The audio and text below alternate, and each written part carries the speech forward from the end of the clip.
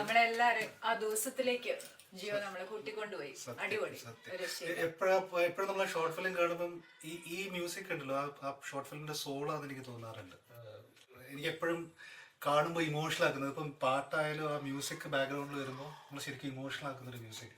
ശരിക്കും മ്യൂസിക്കിന് ഭയങ്കര സ്ട്രെങ്ത് അല്ലേ?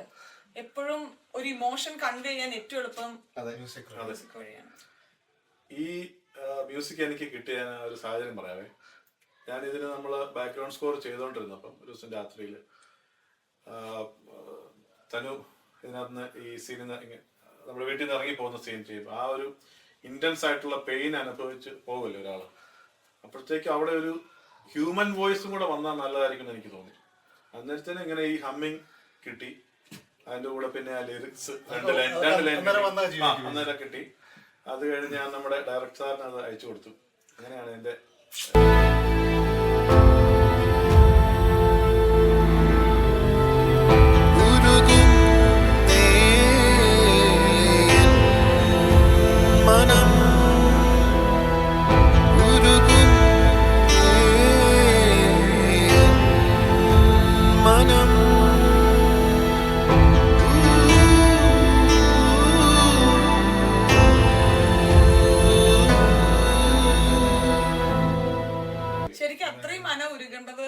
ചേട്ടനായിരുന്നു. ഇത്രയും കാലം വിശ്വസിച്ചൊരാളെ ചതിച്ചു നടന്നത്. അല്ല, എന്നാലും അത് വളരെ മോശമായി പോയില്ലേ എന്ന് എനിക്ക് പല രീതിയിലും തോന്നിപ്പോയി. കാരണം ഞാൻ സ്വന്തം ഭാര്യയോട് ഇത് പറയാതെ വെച്ചത് വളരെ മോശമായി. നമ്മൾ മറന്നു പോയിട്ടാണ്. ദീപ്തിക്ക് ഇപ്പോഴും അറിയില്ല അരവിന്ദാണ് എടുത്തതെന്ന്, ഞാനത് എടുത്തതെന്ന്. അല്ല, പറഞ്ഞല്ലോ, തനു വന്നിങ്ങനെ പറഞ്ഞപ്പോൾ ഞാൻ കാൽക്കുലേറ്റ് എന്നോട് ഇത് പറഞ്ഞില്ലല്ലോ എന്നുള്ളത് വളരെ മോശമായി പോയി.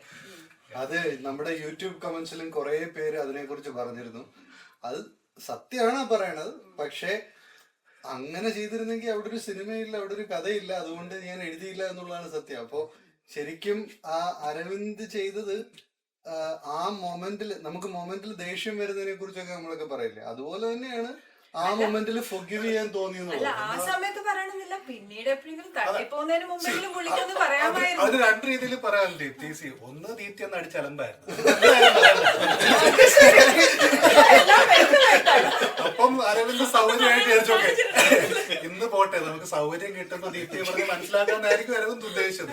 പിന്നെ എങ്ങാണ് പിന്നെ പറഞ്ഞാലും നമ്മൾ ആ സമയം ഗ്യാപ്പ് കൂടുതൽ ഇനി പറഞ്ഞു കഴിഞ്ഞാൽ റിയാക്ഷൻ ഉണ്ടാവുന്നൊരു പ്രശ്നമുണ്ടല്ലോ. പിന്നെ അതായിരിക്കണം സംഭവിച്ചത്. പിന്നെ അത് മറന്നുപോയി.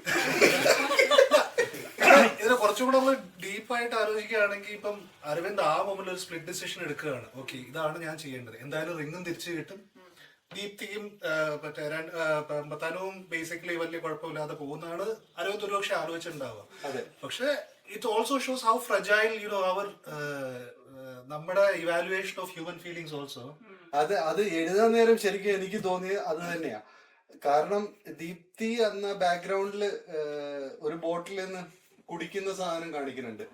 അത് കുടിച്ച് ഓവർന്നും ആയില്ലെങ്കിൽ പോലും നമ്മൾ കുടിക്കുന്ന സമയത്ത് നമ്മുടെ എമോഷണൽ ജഡ്ജ്മെന്റ് ഒക്കെ വേറെ ആയിരിക്കും. അപ്പൊ അന്ന് ലാസ്റ്റ് ഡേ ആണ് തനുവിന്റെ അവിടുന്ന് പോകുന്നത്. ഒരു വർഷം അതല്ല,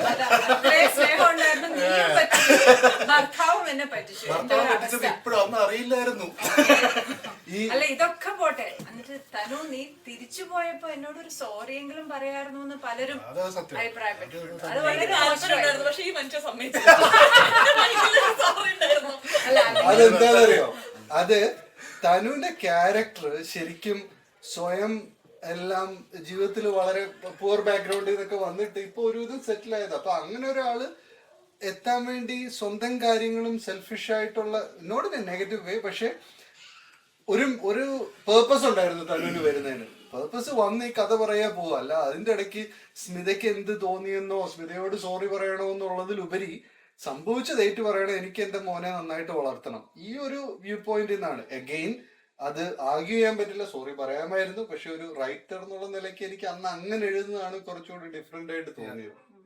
സോറി എന്നുള്ള ഒരു വാക്ക് പറയുന്നേക്കാളും തനു മടങ്ങി വന്നല്ലോ സ്മിതയെ കാണാൻ. സോറി പറയുന്നേക്കാളും താങ്ക് യു പറഞ്ഞത് കേട്ടേന്. ഇതിന് കേട്ടതിന് ഷോ കണ്ടിരുന്നവർക്കും ഒരു താങ്ക് യു, പിന്നെ ഇത് കേട്ടോണ്ടിരുന്ന സ്മിതയ്ക്കും അതെ ഒരു താങ്ക് യു ഇരിക്കട്ടെ എന്ന് വിചാരിച്ചിട്ടാണ്. അതെ അതെ.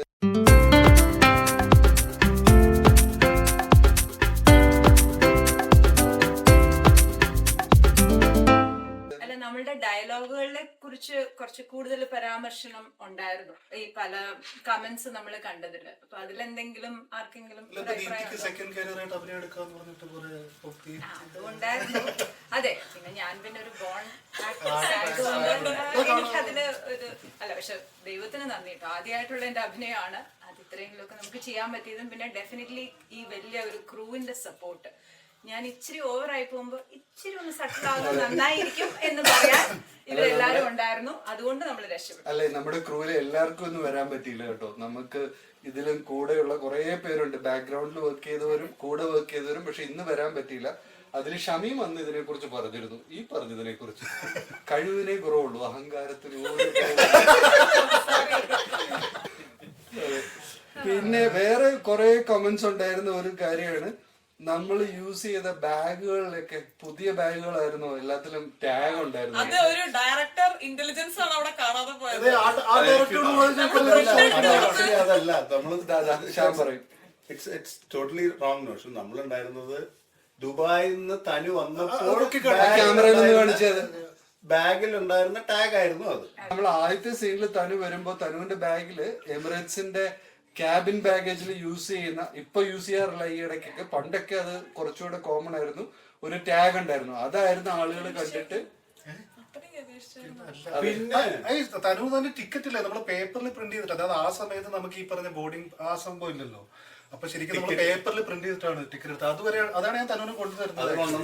എൻവലപ്പിൽ മടക്കി തരുന്നത്, എൻവലപ്പിൽ മടക്കി തരുന്നത്. ചുരുക്കി പറഞ്ഞ കവിയുടെ ഉദ്ദേശം പക്ഷെ കവി പറഞ്ഞത് അങ്ങോട്ട്. പിന്നെ ശ്യാം, വേറൊരു ചോദ്യം ഉണ്ടായിരുന്നത്, നമ്മൾ ഉപയോഗിക്കുന്ന ഫോൺ, തനു അമ്മയെ വിളിക്കാൻ ഉപയോഗിക്കുന്ന ഫോണുണ്ട്. അപ്പൊ അന്തകാലത്ത് എവിടെ നിന്നാണ് ഈ ഫാൻസി മൊബൈൽ ഫോൺ എന്ന് അതൊന്ന് കാണിച്ച്. 2001 ഉണ്ടായിരുന്ന ഒരു ഫോൺ നമ്മൾ എവിടുന്നൊക്കെയോ തപ്പിപ്പിടിച്ച് കണ്ടുപിടിച്ചു. എവിടുന്നൊക്കെയല്ല, എന്റെ നെയ്ബറിന്റെ കയ്യിൽ നിന്ന് ഞാൻ വാങ്ങിയാണ്. ശരിക്കും പുള്ളി പറഞ്ഞു, പുള്ളിയുടെ വീട്ടില് ആ കാലത്ത് ഉപയോഗിച്ചിരുന്ന ലാൻഡ് ലൈൻ ഫോണാണ്, കോർഡ്ലെസ് ലാൻഡ് ലൈൻ ഫോണാണ് ഇത്. അതെ. പക്ഷെ നമ്മൾ ഉപയോഗിക്കാൻ പറ്റത്തൊരു ഫോൺ ഇത്ര കൊല്ലം കയ്യിലെടുത്ത് വെക്കും പുള്ളി. അല്ല, പുള്ളിക്ക് ഞാൻ തിരിച്ചു കൊടുക്കുമ്പോൾ പുള്ളി പറഞ്ഞു എനിക്കെങ്ങും വേണ്ടെന്ന്.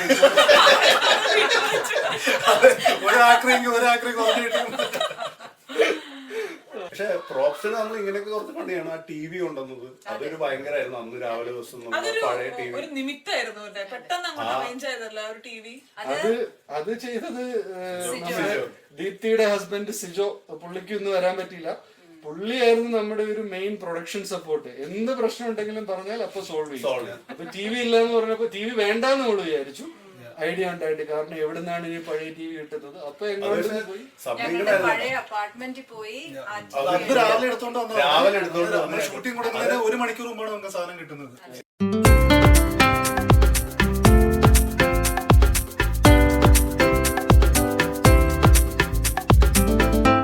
അതുപോലെ ഈ സിനിമ കാണുമ്പോ നമുക്ക് മനസ്സിലാവാണ്ട് പോകുന്ന കുറെ, മനസ്സിലാവാണ്ടല്ല, നമ്മൾ അറിയേണ്ട കാര്യമില്ല, അതുകൊണ്ട് നമുക്ക് അറിഞ്ഞൂടാത്ത ചില കാര്യങ്ങളുണ്ട്. അതിലൊന്നാണ് നമ്മുടെ രാത്രി ഷൂട്ട്.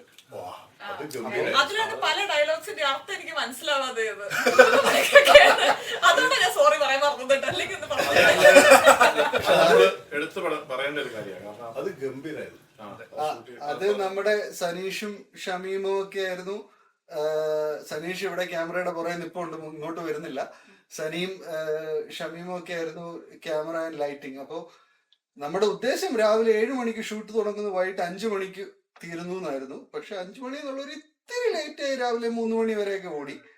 അപ്പൊ ആ സമയത്താണ് ഡൈനിങ് ടേബിളിൽ ഇരിക്കണ ഷോട്ട് നമ്മൾ എടുക്കുന്നത്. പക്ഷെ ആരും വിശ്വസിക്കില്ല. അപ്പൊ അതിന്റെ ലൈഫ് കണ്ടിന്യൂറ്റി രാവിലെ മുതൽ മെയിൻറ്റെയിൻ ചെയ്യാന്ന് പറയുന്നത് പ്രൊഫഷണൽസിന് വളരെ നിസ്സാരമായ കാര്യമാണ്. പക്ഷെ ആദ്യമായിട്ട് ഒരു പ്രോജക്ട് ചെയ്ത ഞങ്ങളെ പോലൊക്കെ ഉള്ളവർക്ക് ഭയങ്കര പ്രൗഡ് മൊമെന്റ് ആണ്. നമ്മളെ പ്രൊഫഷണൽ അതുകൊണ്ട് എനിക്ക് എക്സ്പീരിയൻസ് ഒക്കെ ഉണ്ട്. ആ സീൻ കാണുമ്പോൾ ഇപ്പോഴും ഒക്കെ വരും. ഓരോ ഷോട്ട് കഴിയുമ്പോഴും മുടി പോയി സ്ട്രെയിറ്റ് ചെയ്ത് കേൾ ചെയ്ത് അപ്പൊ എന്നോട് പറയും ഒന്നും കൂടെ ഒന്ന് ലുക്കായിട്ട് വരാം 3 മണിക്ക്. അത് ആ സമയത്ത് തനുവിന്റെ ഡയലോഗ് ആണെങ്കിലും കുറച്ച് നീളമുള്ള ഡയലോഗാണ്. അത് കേട്ടിരുന്ന എന്നെയും സഹിക്കണം. ആ ഡയലോഗിനെ കുറിച്ച് പറഞ്ഞപ്പോൾ അതിനെക്കുറിച്ച് കുറച്ച് കൺസ്ട്രക്റ്റീവ് ഫീഡ്ബാക്ക് ഉണ്ടായിരുന്നു, നന്നാക്കുമായിരുന്നു. അത് ഞാൻ 100% എഗ്രി ചെയ്യുന്നു. നമ്മുടെ ഡയലോഗ് കുറച്ചുകൂടെ ഇമ്പ്രൂവ് ചെയ്യാനുണ്ട്. പക്ഷെ എനിക്കും അത് തന്നെ ആണ് അഭിപ്രായം. പക്ഷെ വ്യത്യാസം എന്താണെന്ന് ചോദിച്ചാൽ ഇത് പടമായി ഫൈനൽ പ്രോഡക്റ്റ് ആയി കഴിഞ്ഞിട്ടാണ് എനിക്കത് തോന്നിയത്. നമ്മുടെ കൂടെ ക്രൂവിലുണ്ടായിരുന്ന ഇവിടെ ഉള്ള ആളാണ് വിവറ്റ് കാജോ.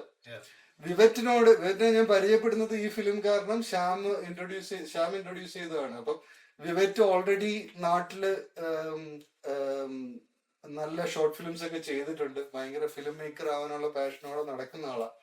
അപ്പം വിവറ്റിനോട് ഞാനത് പറഞ്ഞപ്പം വിവറ്റ് ഭയങ്കര സപ്പോർട്ട്. അപ്പൊ ഞാനിങ്ങനെ അറിഞ്ഞുകൂടാത്ത ആളല്ലേ, അപ്പം ഞങ്ങളെ എങ്ങനെയും സഹായിക്കുമെന്നൊക്കെയുള്ള ചോദ്യമായിരുന്നു എന്റെ കയ്യിൽ. പക്ഷെ വിവറ്റ് പറഞ്ഞു ഞാനും ഉണ്ട് പ്രോജക്റ്റിൽ, ഞാനാണ് അസോസിയേറ്റ്, ഞാൻ കൂടെ വരുന്നു. എന്നിട്ട് ഫുൾ കൂടെ നമുക്ക് എങ്ങനെയും മതി എന്ന് പറയുമ്പോഴും വിവറ്റ് ആയിരുന്നു നമ്മളെ ഷൂട്ട്. വിവറ്റുള്ളതാണ് 2 ദിവസത്തിൽ സത്യമാണ് കേട്ടോ. പലതിന്ന് വേണ്ടാന്ന് വിചാരിച്ച് പോവാൻ നേരത്താണ് ഈ ഇതും കൂടെ എടുത്തിട്ട്. അല്ല പ്രിപ്പറേഷൻ സമയത്ത് ഭയങ്കര പ്രിപ്പറേഷൻ ആയിരുന്നു. ഈ ബ്ലോക്കിംഗ് എന്നൊക്കെ പറഞ്ഞ സാധനം ആദ്യമായിട്ടാ കേൾക്കുന്നത്. ഈ ബ്ലോക്ക് എന്താ ക്വാളിറ്റിയിൽ ഒട്ടും കോംപ്രമൈസ് ചെയ്യാതെ ചെയ്യാൻ പറ്റും. എത്ര തവണ എന്നെ മാറ്റി നിർത്തി പറയുന്നത് Jobin you have to take a decision, you know അങ്ങനെ ഇത് കോംപ്രമൈസ് ചെയ്യാൻ പറ്റില്ല, നന്നായിട്ട് എടുക്കണം എന്നൊക്കെ പറഞ്ഞിട്ട് ശരിക്കും പുഷ് ചെയ്ത ഒരാളാണ് വിവേക്. പിന്നെ നമ്മുടെ ആ വിഷ്വൽ ഇഫക്ട്സിനെ പറ്റിയും നല്ല അഭിപ്രായങ്ങളുണ്ടായിരുന്നു. അതായത് എങ്ങനെ നിങ്ങൾ ഈ ജൂൺ മാസത്തിലും ജൂലൈയിലും ഒക്കെ ചെയ്തതാണെങ്കിൽ എങ്ങനെ സ്നോ കൊണ്ടുവന്നു, അല്ലെങ്കിൽ അങ്ങനത്തെ കുറച്ച് നല്ല കമന്റ്സ് ഉണ്ടായിരുന്നു, പല കാലങ്ങൾ കാണിച്ചതും. അതെ, അപ്പൊ നമ്മുടെ ബാക്ക് എൻഡിൽ നമ്മളെ സപ്പോർട്ട് ചെയ്യാൻ കുറച്ച് പ്രൊഫഷണൽസ് ഉണ്ടായിരുന്നു. അവരൊക്കെ തന്നെ ഈ പല ഫിലിംസ് ചെയ്തവരും നമ്മളെയൊക്കെ നന്നായിട്ട് ക്രാഫ്റ്റ് അറിയാവുന്നവരൊക്കെയാണ്. അപ്പൊ അവരെയൊക്കെ ഓരോരുത്തരെയും പേരെടുത്ത് പറയണില്ല, പക്ഷെ അവരുടെ ഹെൽപ്പും ഭയങ്കരമായിരുന്നു.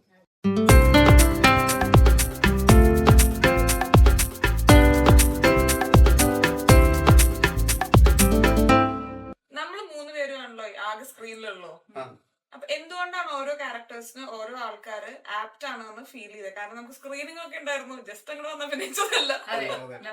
അപ്പൊ ഡയറക്ടർ സാർ വന്ന് നമ്മള് സ്ക്രീൻ ചെയ്ത് പറ്റുമോ ഈ റോളിന് എന്നുള്ളതൊക്കെ അനലൈസ് ചെയ്തതിന് ശേഷമാണ് ഓരോ ക്യാരക്ടർ അത് ചെയ്യണം എന്നൊക്കെ ഡിസൈഡ് ചെയ്തത്. അപ്പൊ എന്തായിരുന്നു ഈ ഒരു ക്യാരക്ടർ ഇയാളുടെ കയ്യിൽ സേഫ് ആണെന്ന് പറയുന്നില്ല. അല്ല, അതിന് തനുവിന്റെ റോള് ചെയ്യാനുള്ള ആളെ മെയിനായിട്ടും 2 ലുക്കിൽ പ്രസന്റ് ചെയ്യണം. അത് ഭയങ്കര ഇമ്പോർട്ടന്റ് ആയിരുന്നു. അപ്പൊ നമ്മള് പെർഫെക്റ്റ് ആയിട്ട് അത് അച്ചീവ് ചെയ്തു എന്നൊന്നും ഞാൻ പറയില്ല. പക്ഷെ നമ്മുടെ റിസോഴ്സസും നമ്മുടെ സ്കിൽസും ഒക്കെ അനുസരിച്ച് I think we did A decent job. അപ്പം അതായിരുന്നു ഐശ്വര്യയുടെ കേസിൽ ഒരു വലിയ ഫാക്ടർ. കാരണം കുളിച്ച വേറെ രൂപമായിരുന്നു, പിന്നെ മേക്കപ്പ് ചെയ്ത് വരുമ്പോഴാണ് ഈ രൂപത്തേക്ക് എത്തുന്നത്. ഈ ഒരു അവസരത്തിൽ നമ്മൾ മേക്കപ്പ് ആർട്ടിസ്റ്റ് തീരെ പരാമർശിച്ചിട്ടില്ല. അല്ലല്ല, അതും പറയണം തീർച്ചയായിട്ടും. അതെ, കാരണം പ്രത്യേകിച്ചും ആ സെക്കൻഡ് തനുവിന്റെ മേക്കപ്പ് അച്ചീവ് ചെയ്യാൻ, പിന്നെ അതുപോലെ ആക്ടിങ്ങിലാണെങ്കിൽ തന്നെയും നമ്മളെയൊക്കെ പ്രായം കൂടിയ ആളുകളെ ആക്ട് ചെയ്യാൻ നമുക്ക് എപ്പോഴും ഒരു കുറച്ചുകൂടെ ചാലഞ്ചിങ് ആണ് ആക്ച്വലി. സോ അത് നിങ്ങൾ എല്ലാവരും തന്നെ നന്നായിട്ട് ചെയ്തു, അതില് ഡൗട്ടൊന്നുമില്ല. പക്ഷെ ഞാൻ ചോദിക്കാൻ വന്നതല്ല, ആക്ടിങ്ങിലേക്ക് തിരിച്ചു വരുന്ന ഐശ്വര്യയുടെ എക്സ്പീരിയൻസ് എങ്ങനെയായിരുന്നു? ഐ മീൻ ബ്ലോഗർ ആണ്, കുറെ വീഡിയോസ് സ്വന്തമായിട്ട് എടുക്കുന്നുണ്ട്, പക്ഷെ ഷോർട്ട് ഫിലിമിൽ ആക്ട് ചെയ്യണ ആദ്യമായിട്ടല്ലേ? അതിന്റെ എക്സ്പീരിയൻസ് എങ്ങനെയാണ്? ഞാനതൊന്നുകൂടെ മാറ്റി ചോദിക്കാം. തനി മലയാളിയിൽ നിന്ന് തനുവിലേക്ക് ഉണ്ടായ മാറ്റം അതൊന്ന് എക്സ്പ്ലെയിൻ ചെയ്യാം. ഇങ്ങനെ ചോദിച്ചാൽ നമ്മളിങ്ങനെ സ്റ്റോറി ആദ്യം പറഞ്ഞപ്പോ ഫസ്റ്റ് ടൈം കേട്ട് കഴിഞ്ഞപ്പോ എനിക്ക് അങ്ങനെ ഭയങ്കര ക്ലിക്ക് ഫീൽ ചെയ്യൊന്നും ചെയ്തിട്ടുണ്ട്. അതിന്റെ ഒരു സ്റ്റോറി കേട്ടു, പക്ഷെ പിന്നെ ഇതിന്റെ ഡിസ്കഷൻ കുറേ തവണ ഉണ്ടാവുമ്പോഴാണ് നമുക്ക് ലൈക്ക് ഓരോ സിറ്റുവേഷനിലും നമ്മൾ നമ്മളെ തന്നെ വെറുതെ ഇങ്ങനെ പ്ലേസ് ചെയ്ത് നോക്കുന്നത്. പിന്നെ ഈ പറഞ്ഞ പോലെ എനിക്ക് അഭിനയം ഒരു ആഗ്രഹമായി കുറേ കാലം കൊണ്ടുവന്നെങ്കിലും അങ്ങനെ വലിയ അവസരങ്ങളൊന്നും കിട്ടിയിട്ടില്ല. ഇതെനിക്ക് കിട്ടിയ ഒരു ലൈക്ക് ഇപ്പോ ഒരു ഓപ്പർച്യൂണിറ്റി അങ്ങനെയൊന്നുമല്ല, പക്ഷെ എന്നാലും ഇഷ്ടമുള്ള കാര്യം ചെയ്യുമ്പോ ഉള്ള ഒരു സന്തോഷം ഉണ്ടല്ലോ. അപ്പൊ അത് വെച്ചിട്ടാണ് ചെയ്യുന്നുണ്ടായിരുന്നത്. പിന്നെ ഈ പറഞ്ഞ പോലെ എനിക്ക് എക്സ്പീരിയൻസ് ഒന്നും ഉണ്ടായിരുന്നില്ല. അപ്പോ ജോബിൻ ചേട്ടനാണെന്നുണ്ടെങ്കിലും ദീപ്തി ചേച്ചി ആണെങ്കിലും നമ്മുടെ ടീമിലുള്ള എല്ലാവരും ഇംപ്രവൈസ് ചെയ്യാൻ വേണ്ടി ഹെൽപ്പ് ചെയ്തിട്ടുണ്ടായിരുന്നു. എന്തൊക്കെ കാര്യങ്ങൾ ഓരോരോ മൊമെന്റില് ശ്രദ്ധിക്കണം എന്നുള്ളതിനെ പറ്റി പറയുന്നുണ്ടായിരുന്നു. ഒരു ഇമോഷണൽ സീനില് ജസ്റ്റ് വന്ന് ആദ്യം ഷൂട്ട് ചെയ്ത് പോയപ്പോ നമുക്കൊരു ഫീഡ്ബാക്ക് കിട്ടിയിട്ടുണ്ടായിരുന്നല്ലോ, നമ്മൾ ടാപ്പ് തുറക്കണം, ശബ്ദം പുറത്ത് കേൾക്കാതിരിക്കാൻ വേണ്ടിയിട്ട്. സാധാരണ ആൾക്കാർ അതാണ് ചെയ്യുക. ഇപ്പൊ നമ്മള് ബാത്റൂമിൽ കയറുകയാണെന്നുണ്ടെങ്കിൽ കരയാണെങ്കിൽ നമ്മൾ ടാപ്പ് തുറക്കും. അപ്പൊ ആ ലെവലിലൊക്കെ ചിന്തിക്കണം നമ്മളൊരു ക്യാരക്ടർ എടുക്കുമ്പോൾ എനിക്ക് മനസ്സിലായതും ഈ ഒരു ഷോർട്ട് ഫിലിം ചെയ്തപ്പോഴായിരുന്നു. ജോബിൻ വീട്ടിൽ വന്ന് ഇതിന്റെ കഥ പറഞ്ഞ ആ ഒരു സീൻ ഞാൻ ഓർത്തു പോവാണ്. അപ്പം ഞാനും സിജോയും ഉണ്ടായിരുന്നു. ഞങ്ങൾക്കത് ഭയങ്കരമായിട്ട് അങ്ങ് ഇഷ്ടപ്പെട്ടു, ഭയങ്കര ടച്ചിങ് ആയിട്ട് തോന്നി. വെറുതെ കഥ കേട്ടു എന്നല്ലാതെ അത് കഴിഞ്ഞിട്ടാണ് ജോബിൻ പറയണത് ഇത് ദീപ്തിക്ക് ഈ ഒരു റോള് ചെയ്യാൻ പറ്റുമോ എന്നുള്ളത്. എനിക്ക് ഞാൻ ഇച്ചിരി ഒന്ന് ഷോക്കായിട്ട് ഞാൻ പറഞ്ഞു, ഞാനങ്ങനെ അഭിനയിക്കത്തൊന്നുമില്ല ജോബിൻ, ഡാൻസ് ഒക്കെ കുറച്ച് കളിക്കും എന്നല്ലാതെ ഇതിനൊക്കെ പറ്റുമോ? അപ്പം പറഞ്ഞു അല്ല, ഒന്ന് ശ്രമിച്ചു നോക്കാന്നേ ഉള്ളൂ, നമ്മൾ 1-2 പേരെ ഒന്ന് ഓഡീഷനൊക്കെ ചെയ്തിട്ട് നമുക്ക് തീരുമാനിക്കാമെന്ന് പറഞ്ഞു. Jobin was very confident right from the beginning. നമ്മളിപ്പോ അങ്ങനെ ദീപ്തിയുടെ കാര്യത്തിൽ ജോബിൻ വാസ് വെരി കോൺഫിഡന്റ്. അല്ല, ഞങ്ങള് ഷോർട്ട് ഫിലിം ചെയ്തിട്ടില്ലെങ്കിലും ഞങ്ങൾ ഇവിടെ കുറെ സ്കിറ്റുകളും അങ്ങനെയുള്ള കാര്യങ്ങളൊക്കെ ചെയ്തിട്ടുണ്ട്. അപ്പം ക്യാരക്ടറിലേക്ക് മറ്റേ പരകായ പ്രവേശം ചെയ്യാനുള്ള ഒരു കഴിവ് നേരത്തെ കണ്ടിട്ടുണ്ട്.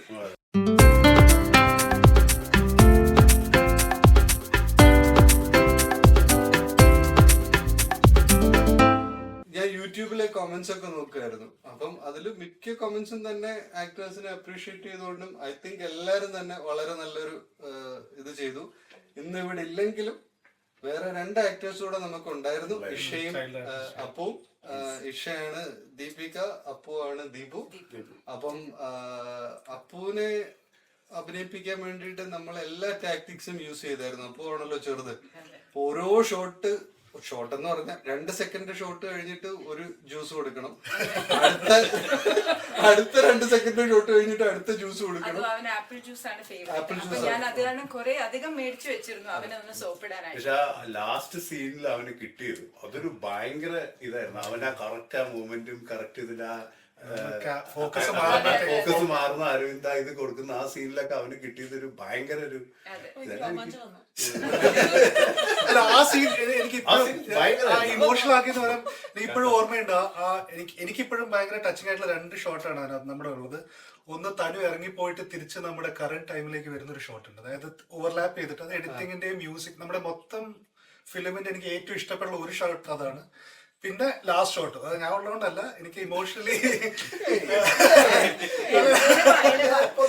അല്ലല്ല അവിടെ എനിക്ക് ഞാൻ പറയാൻ കാര്യം എനിക്ക് ഓർമ്മയുള്ളത് ആ സീനില് മുഖത്ത് എനിക്ക് ഇമോഷൻസ് കൊണ്ടുവരാൻ സാധിച്ചതിന്റെ വലിയൊരു കാര്യം ജിയോ ആ സമയത്ത് ലൈവ് മ്യൂസിക്, അതായത് ആ ഇമോഷൻസ് മൊത്തം ഉൾക്കൊണ്ടുകൊണ്ട് ആ ഹി വാസ് പ്ലേ എന്താ വായിച്ചെന്ന് പോലും എനിക്ക് ഓർമ്മയില്ല.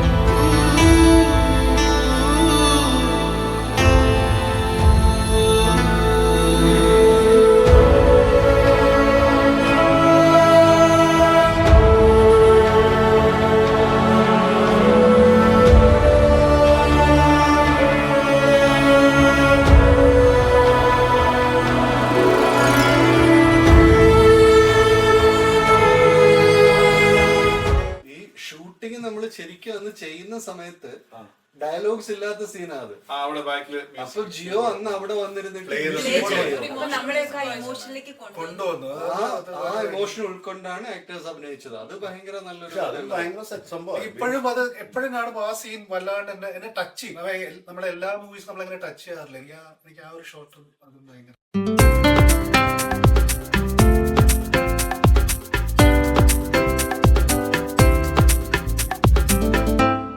അഭിനയത്തിനപ്പുറം നമ്മളൊക്കെ ഒത്തിരി ചിന്തിക്കാത്ത കുറെ ഡീപ് സ്റ്റേറ്റ്മെന്റ്സ് നമ്മുടെ കമന്റ്സ് ആയിട്ട് വന്നിട്ടുണ്ടായിരുന്നു. അതായത് ജീവിതത്തിൽ നന്മ ചെയ്തിട്ട് കാര്യമൊന്നുമില്ല.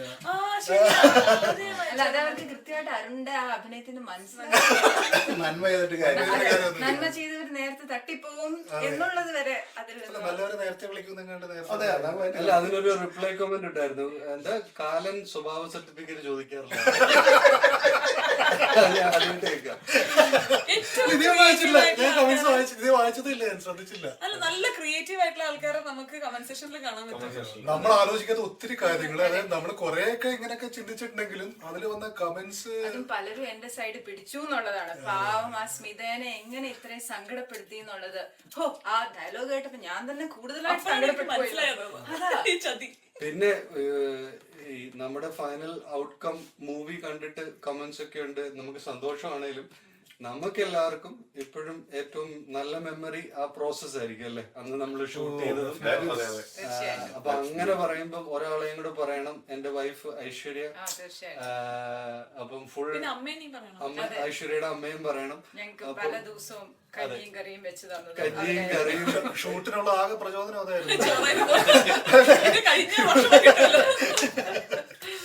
എടുത്തു പറയാനുള്ളൊരു കാര്യം, നമ്മുടെ തനു വിഷമിക്കുന്ന അല്ല, തനു ഏറ്റവും വിഷമിച്ചിട്ടുള്ള ആ സീൻ കണ്ടിട്ടുണ്ടല്ലോ, തനുവിന്റെ അഭിനയം അത് കണ്ട് എനിക്ക് കരച്ചിൽ വന്നു പോയി.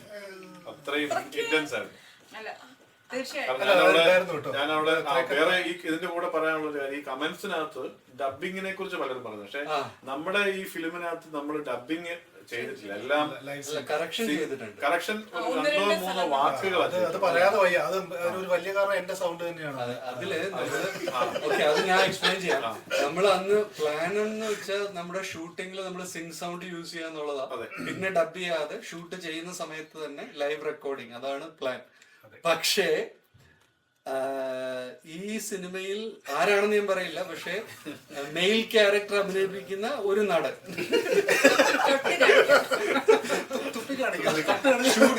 ഷൂട്ടിന്റെ ദിവസം പുള്ളിക്ക് സൗണ്ട് ഇല്ല, ഒന്നും വരുന്നില്ല, കാറ്റ് മാത്രം. അപ്പോ അത് കാരണവും പിന്നെ നമ്മൾ ചെയ്ത എക്സിക്യൂഷനിൽ 1-2 ഭാഗങ്ങളിൽ ചില വാക്കുകൾ തെറ്റായിട്ട് വരികയും അങ്ങനെയുള്ള ഭാഗങ്ങളൊക്കെ കറക്റ്റ് ചെയ്യുകയും ചെയ്തു. അതിനുവേണ്ടി മാത്രമേ ഡബിങ് യൂസ് ചെയ്തുള്ളൂ. പക്ഷേ യൂട്യൂബിൽ കമന്റ് ചെയ്യുന്നവരൊക്കെ എക്സ്പേർട്സ് ടെർമിനോളജി ചിലപ്പോൾ മാറുമല്ലോ. ചിലപ്പോൾ അവർ ഡബിങ് എന്ന് ഉദ്ദേശിക്കുന്നത് ഡയലോഗ് ഡെലിവറി ആയിരിക്കും. അപ്പൊ ഡയലോഗ് ഡെലിവറി എന്ന് പറയുന്നത് ആക്ടിങ്ങിലെ വലിയൊരു സ്കില്ല് തന്നെയാണ്. അപ്പൊ അത് ദാറ്റ് കംസ് വിത്ത് എക്സ്പീരിയൻസ്. പിന്നെ അതിലുപരി നമ്മളൊക്കെയല്ല കേട്ടോണ്ട് തന്നെ, അപ്പൊ ഇത് കേൾക്കുമ്പോൾ കറക്റ്റ് ചെയ്ത് കൊടുക്കാൻ നമുക്കും അറിയണം. അപ്പൊ അന്ന് അതൊന്നും ചെയ്യാത്തത് കൊണ്ടാണ് അങ്ങനെ നല്ല ബോധമായിരിക്കും. ഇതെല്ലാം ഭയങ്കര സൂപ്പറാന്നാണല്ലോ നമുക്ക് തോന്നുന്നത്. കാരണം ആദ്യമായിട്ടാണല്ലോ നമ്മളെല്ലാവരും ഇത് ചെയ്യുന്നത്.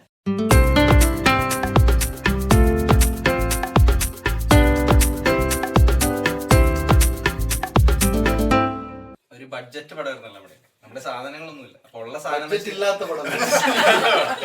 അപ്പൊ ഈ സാധനങ്ങൾ ഒപ്പിച്ചു കൂട്ടുക അല്ലെങ്കിൽ ലൈറ്റ് ചെയ്യാന്ന് പറഞ്ഞാൽ ഭയങ്കര പാടായിരുന്നു. പുറത്ത് ഇവിടുത്തെ നെതർലാൻഡ്സ് ഒന്നാമതെ ഇവിടുത്തെ ക്ലൈമറ്റ് അറിയാലോ, ഇങ്ങനെ മാറിക്കൊണ്ടേയിരിക്കും. അപ്പൊ ആ ലൈറ്റ് കൺസിസ്റ്റന്റ് ആയിട്ട് കീപ്പ് ചെയ്യുക, അതായിരുന്നു ഏറ്റവും വലിയ ചലഞ്ച്. നമ്മുടെ ആക്കൂടെ എന്റെ അടുത്തേക്ക് 2 ലൈറ്റ് ആണ്, ബാക്കിയെല്ലാം നമ്മുടെ ഉള്ള സാധനങ്ങൾ വെച്ചിട്ടായിരുന്നു.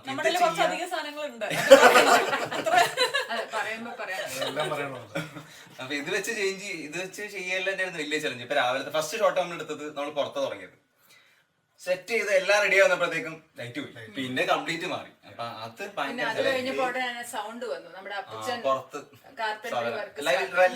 ലൈവ് സൗണ്ട് ആണല്ലോ. അപ്പൊ നമുക്ക് ഞാൻ ഒരു കാര്യം പറയട്ടെ, ഇത് ഈ പറയുന്നതൊക്കെ പ്രൊഫഷണൽസിനെ സംബന്ധിച്ചിടത്തോളവും എക്സ്പീരിയൻസ് ഫിലിം മേക്കേഴ്സിനെ സംബന്ധിച്ചിടത്തോളവും വളരെ നിസ്സാരമായ കാര്യങ്ങളാണ്.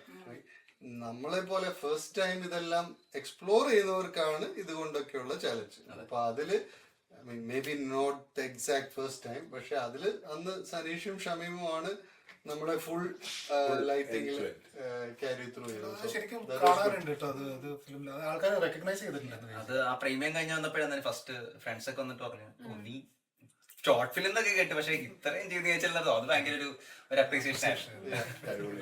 ആ മോണ്ടാഷ് എടുത്ത സമയത്തുള്ള സീനുകളും അതെ നല്ല അടിപൊളിയായിരുന്നു. നമ്മളാ പലരും ചോദിച്ചാ ലൊക്കേഷൻസ് ഒക്കെ മ്യൂസിക് മോണ്ടാഷ് അതിന്റെ ഇടയ്ക്കൊരു എല്ലാരും ഫിലിം കണ്ടവരാണെന്നാണ് എന്റെ പ്രതീക്ഷ, ഈ വീഡിയോ ക്ലിപ്പ് കാണുന്നവര്. അപ്പൊ ആ ഇടയ്ക്കൊരു 1 മിനിറ്റ് ഒരു മ്യൂസിക് മോണ്ടാഷ് ഉണ്ട്. അതില് യൂസ് ചെയ്തേക്കുന്നത് കുറച്ചേ ഉള്ളെങ്കിലും, കുറച്ച് സെക്കൻഡുകളെ ഉള്ളെങ്കിലും പല പല സ്ഥലങ്ങളാണ്. അപ്പൊ അത് ഷൂട്ട് ചെയ്യാൻ വേണ്ടിയിട്ട് ഈ പറഞ്ഞ പോലെ ചെറിയൊരു പ്രോജക്റ്റ് ആണെങ്കിലും അതിന് പറ്റുന്ന ലൊക്കേഷനും, പിന്നെ ഇവിടെ ആകുമ്പോൾ ഞങ്ങള് പെർമിഷൻ ഒന്നും എടുക്കാൻ പോയില്ല. ഫ്രീ ആയിട്ട് പെർമിഷൻ ചോദിക്കാതെ എവിടെ ചെയ്യാം എന്നുള്ള അങ്ങനെ അനുവാദമുള്ള സ്ഥലങ്ങളിൽ മാത്രമാണ് നമ്മൾ ഷൂട്ട് ചെയ്തത്. നമുക്ക് ജോലി അത് എടുത്ത് പറഞ്ഞു പറ്റും. നമുക്ക് ഔട്ട്ഡോറിൽ നമ്മൾ ഒത്തിരി ഡിസ്കസ് ചെയ്തപ്പോൾ ഏറ്റവും വലിയ ചാലഞ്ച് നമ്മൾ 22 വർഷം മുമ്പാണ് കാണിക്കുന്നത്. അത് എങ്ങനെ കാണിച്ചാലും അതിൽ എന്തെങ്കിലും ഒരു എലിമെന്റ് കയറി വന്നു കഴിഞ്ഞാൽ നമുക്കത് യൂസ് ചെയ്യാൻ പറ്റില്ല. അതുകൊണ്ടാണ് നമ്മൾ ഒത്തിരി ഔട്ട്ഡോർ ഷൂട്ട് വേണ്ടാന്ന് വെച്ചാൽ. എനിക്ക് ആദ്യത്തെ ഒത്തിരി ഡിസ്കഷനിൽ നമുക്ക് ഔട്ട്ഡോറിൽ എല്ലാവരും കൂടെ പുറത്ത് പോകുന്നൊരു ഷോട്ടൊക്കെ വേണമെന്നുണ്ടായിരുന്നു. പക്ഷെ 22 വർഷം മുമ്പ് നമ്മൾ ആ റോഡ് കാണിക്കുമ്പോൾ ഒരു ടെക്നിക്കൽ എറർ വരുമോ എന്നുള്ള തനു ഇറങ്ങി പോകുന്ന സീനും was actually in the past. എന്നിട്ട് നമ്മൾ അത് ഫുൾ ബ്ലർ ചെയ്തിട്ട് പിന്നിലെ ആൽബർട്ടൈനും വണ്ടി ഇറങ്ങി വരുന്നുണ്ട്. വണ്ടി ഇറങ്ങി വരുന്ന സീനുകളൊക്കെ ഉണ്ട്. അതൊക്കെ നമ്മൾ ഒരുവിധം ടാറ്റു വായിച്ചത് പറഞ്ഞോ? ടാറ്റു വായിച്ചത്. തനു ഭയങ്കര മോഡേൺ ആയിരുന്നു അന്നേ. അപ്പൊ അത് നമ്മള് പോസ്റ്റ് പ്രൊഡക്ഷനിൽ ചെയ്ത കാര്യമാണ്. അത് കറക്റ്റ് ചെയ്യാൻ പറ്റും. പക്ഷെ നമ്മൾ ഷൂട്ട് ചെയ്യുമ്പോൾ തീരെ ശ്രദ്ധിച്ചിട്ടുണ്ടായിരുന്നില്ല. ഈ ടാറ്റു നമ്മൾ എല്ലാ സീനിലും ഒന്ന് കാണിച്ചു ടാറ്റു. അതെ, എല്ലാ സീനിലും നമ്മള് ആ ടാറ്റു കവർ ചെയ്യുന്നുണ്ടായിരുന്നു. പക്ഷെ ഒരു ഏറ്റവും എമോഷണൽ സീനില് കയ്യിലത് കാണാം. പിന്നെ അത് പോസ്റ്റ് പ്രൊഡക്ഷനില് റോട്ടോ ചെയ്തത് കളയേണ്ടി വന്നു. അത് ഗുഡ്. പിന്നെ തുടക്കത്തിൽ ആ ഡ്രോൺ വഴി നമ്മള് നെതർലാൻഡ്സിലോട്ട് എത്തി ആ വീട്ടിലോട്ട് വരുന്ന ആ സീൻ സ്പെഷ്യൽ താങ്ക്സ് രോഹിത്തിനാണ്. കാരണം നെതർലാൻഡ്സ് ഇത്രയും ബ്യൂട്ടിഫുൾ ആയിരുന്നോന്ന് ആ ഒരു സീൻ ഓപ്പണിംഗ് സീൻ കുറെ പേര് കോംപ്ലിമെന്റ് ചെയ്തു. ഓപ്പണിംഗ് സീൻ നല്ലായിരുന്നു. നെതർലാൻഡ്സ് കാണിക്കാൻ പറ്റിയത് കൂടുതൽ ഇവിടെ ഉള്ളവരാണെങ്കിലും പറഞ്ഞു ഓ നല്ല ഭംഗിയുള്ള ഒരു ഓപ്പണിംഗ് ഇതാന്നുണ്ട്. അത് നല്ല കുറെ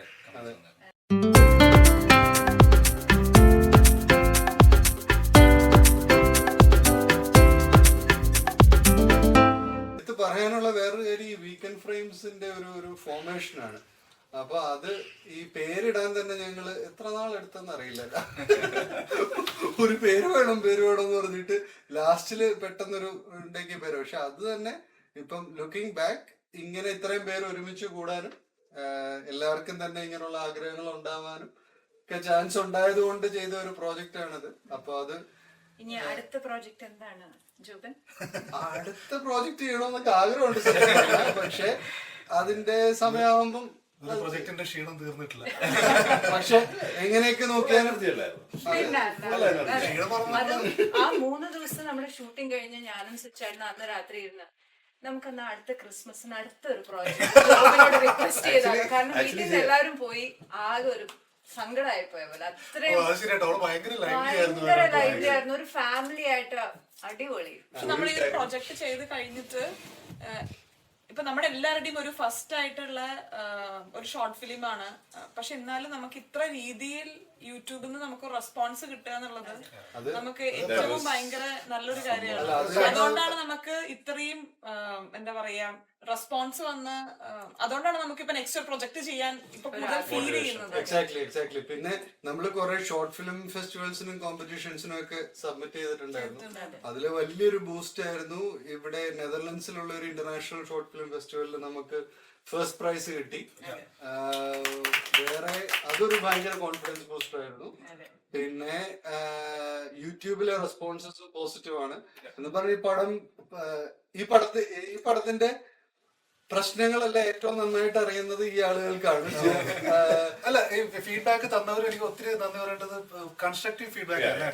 അറ്റ്ലീസ്റ്റ് ഇടയ്ക്ക് 1-2 കമന്റ്സ് ഓഫ് ഉണ്ടെങ്കിൽ പോലും പൊതുവെ പറഞ്ഞവരെല്ലാരും എന്തെങ്കിലും പറയാനുണ്ടെങ്കിൽ ഒരു കൺസ്ട്രക്റ്റീവ് ഫീഡ്ബാക്ക് ആയിട്ടാണ്. അത് ഭയങ്കര അപ്രീഷിയേറ്റ് ചെയ്യുന്നുണ്ട്. നെക്സ്റ്റ് ടൈം നമ്മളൊരു കാര്യം ചെയ്യുമ്പോൾ നമ്മുടെ ബാക്ക് ഓഫ് ദ മൈൻഡിൽ വെക്കാൻ പറ്റുന്ന കുറെ കമന്റ്സ് ഇംപ്രൂവ്മെന്റ് പോയിന്റ്സ് എല്ലാം വെച്ചിട്ട് നമുക്ക് അടുത്ത പടം ചെയ്യുമ്പോഴത്തേക്കോ ആലോചിക്കുമോ ഇതൊക്കെ നമ്മൾ കീപ്പ് ചെയ്യേണ്ടതാണെന്ന് നമുക്ക് തീർച്ചയായിട്ടും. പക്ഷെ എന്തൊക്കെയായാലും യൂട്യൂബിൽ ഇട്ടപ്പോഴായിരുന്നു അടുത്ത കുറെ ഫീഡ്ബാക്കും ഒക്കെ കിട്ടിയത്. അപ്പൊ അത് ഞങ്ങളുടെ ഫിലിം യൂട്യൂബിൽ കണ്ട എല്ലാവർക്കും ബിഗ് താങ്ക് യു. കമന്റ്സ് ഇട്ടവർക്കും ഒക്കെ ബിഗ് താങ്ക് യു. കാണാത്തവരുണ്ടെങ്കിൽ ഇനിയും കാണുക. അപ്പോ ഇനി ഒരു പ്രോജക്റ്റുമായിട്ട് എപ്പോഴെങ്കിലും ഒക്കെ വരാൻ പറ്റുമെന്നാണ് ഞങ്ങളുടെ ആഗ്രഹം.